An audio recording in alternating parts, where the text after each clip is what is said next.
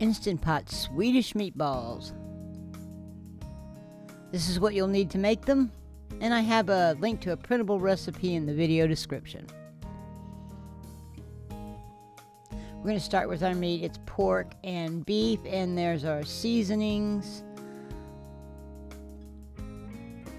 Sprinkle them all in, and the garlic. Now make sure your hands are clean, because we're going to get into that meat. Just get your hands in it. Get it all mixed in. We're going to add an egg and some milk. Now, if somebody made you angry today, this is where you can take out all your frustration in getting this meat mixed.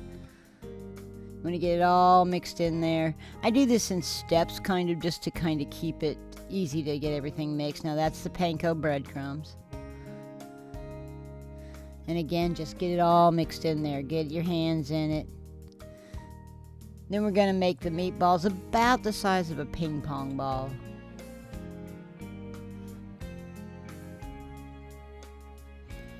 So we're going to add our beef stock to the pot. And we put a trivet in, but you can use the steamer basket that came with the Instant Pot. Just stack them all in there. It doesn't matter, on top of each other. It'll all work out. Put the top on.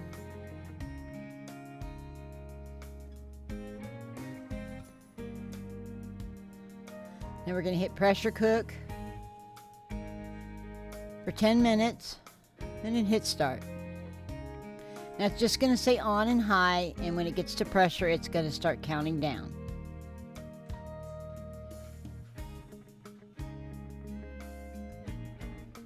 We're going to do a 5-minute natural release, so it's going to count up. And then we're going to hit the vent, and when the pin drops, you can open it. Pull those meatballs out. We're going to hit cancel, saute, and start. We're going to make that gravy. That's what we're doing here.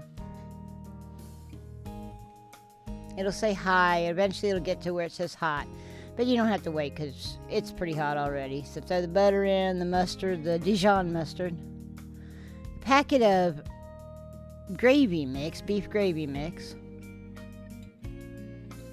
And make sure you whisk it while you're doing that. And then we have our cornstarch slurry. This is going to make it good and thick.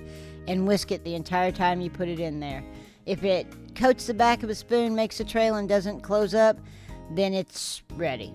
Return the meatballs to the sauce and carefully stir them, just to get them coated in that gravy.